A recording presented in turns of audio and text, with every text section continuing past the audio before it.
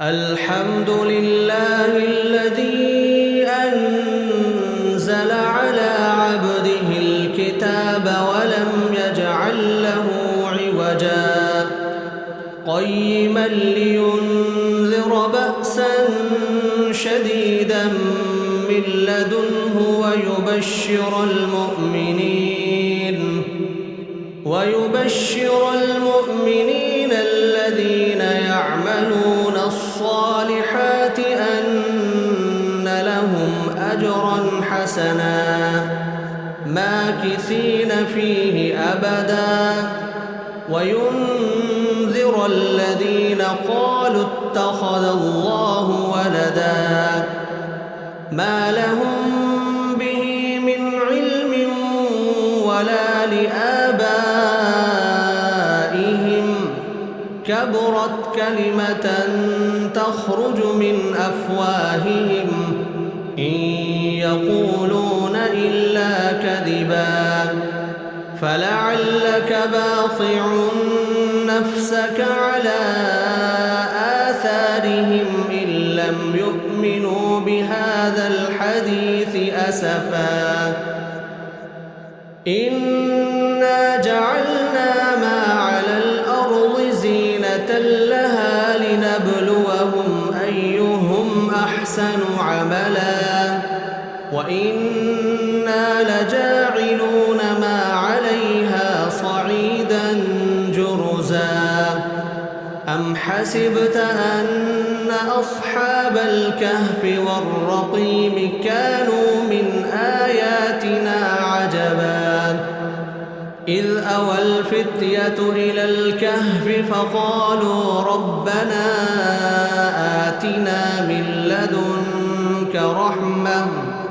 رحمة وهيئ لنا من أمرنا رشدا فضربنا على آذانهم في الكهف سنين عددا ثم بعثناهم لنعلم أي الحزبين أحصى لما لبثوا أمدا نحن نقص عليك نبأهم بالحق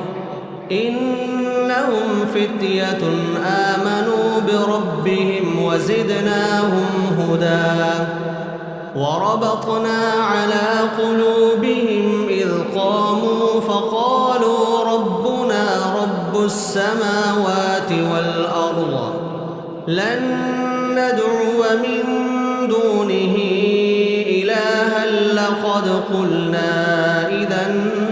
شططا هؤلاء قوم اتخذوا من دونه آلهة لولا يأتون عليهم بسلطان بين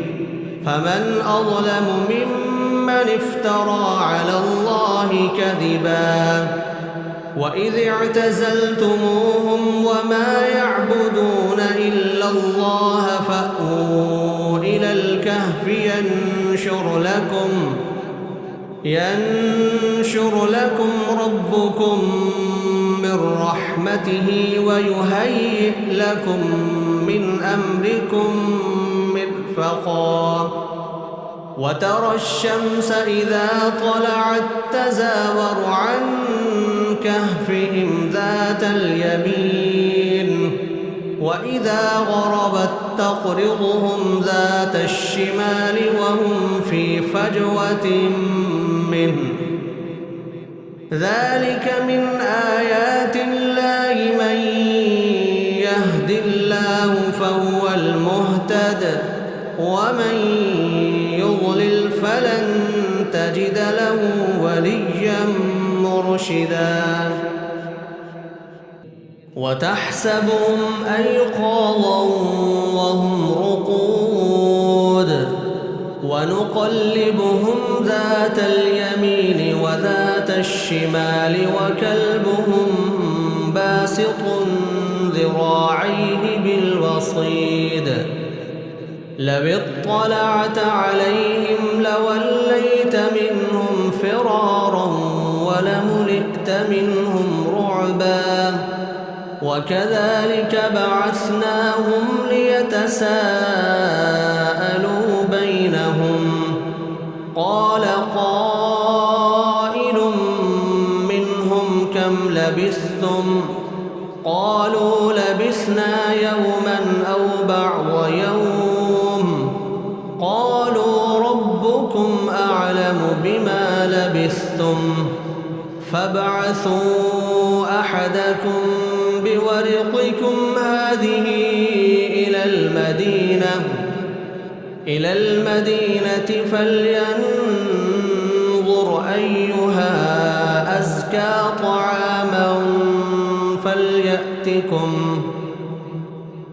أزكى طعاما فليأتكم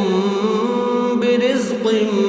منه وليتلطف ولا يشعرن بكم أحدا إنهم إن يظهروا عليكم يرجموكم أو يعيدوكم في ملتهم ولن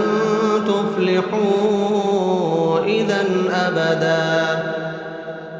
وكذلك أعثرنا عليهم ليعلموا أن وعد الله حق وأن الساعة لا ريب فيها إذ يتنازعون بينهم أمرهم فقالوا ابنوا عليهم بنيانا ربهم أعلم بهم قال الذين غلبوا على أمرهم لنتخذن عليهم مسجدا سيقولون ثلاثة رابعهم كلبهم ويقولون خمسة سادسهم كلبهم رجما بالغيب ويقولون سبعة وثامنهم كلبهم قل ربي أعلم بعدتهم ما يعلمهم إلا قليل فلا تمار فيهم إلا مراء ظاهرا ولا تستفت فيهم منهم أحدا